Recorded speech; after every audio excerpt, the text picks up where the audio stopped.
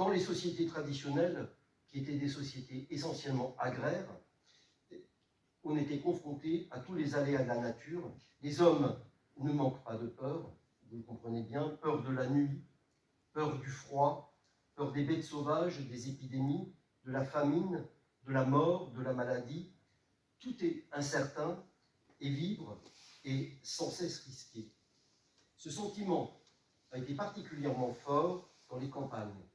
D'ailleurs, la sorcière, il faut le savoir, est surtout et essentiellement une sorcière du village, beaucoup plus dans le village que dans les villes. Quel est leur crime? Leur crime, c'est l'hérésie et du coup l'apostasie, c'est-à-dire en général le refus et la négation de la foi, c'est-à-dire dès qu'ils disent qu'ils ont vu le diable ou ils ont été en rapport avec le diable, à ce moment-là, c'est fini pour eux. De toute façon, c'est le bûcher.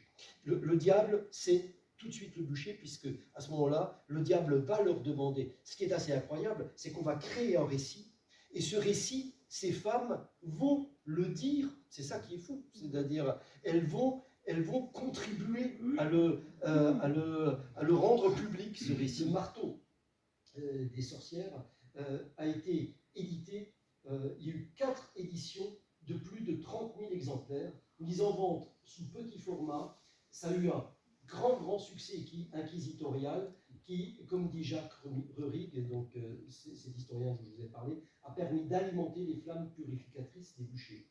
Lors d'un procès, le juge pouvait extraire le livre de sa poche et y lire la définition détaillée du crime de lèse-majesté. On voit bien ici que la multiplication des livres par l'imprimerie n'a pas seulement été un facteur de progrès et d'ouverture, mais aussi l'occasion d'une expansion de l'obscurantisme criminel. C'était une véritable leçon dans ce sens-là à méditer par rapport à notre Internet contemporain. Alors on peut en gros brosser l'image suivante. C'est le diable qui choisit ses victimes, des femmes généralement appauvries ou délaissées, ou déjà marginalisées, comme l'était précisément Marguerite Meurel. Parfois, ce sont des femmes malheureuses en ménage, ou avec des maris ivrognes dégoûtés, ça existait quand même.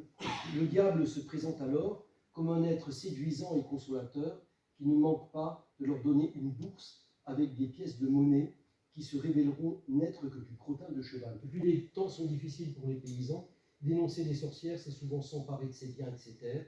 Il en fut ainsi pour les Juifs. De même, lorsque les riches se savent enviés et jalousis par les pauvres, ils profitent des rumeurs répandues contre les sorcières pour éliminer ceux qu'ils soupçonnent de les menacer, évidemment.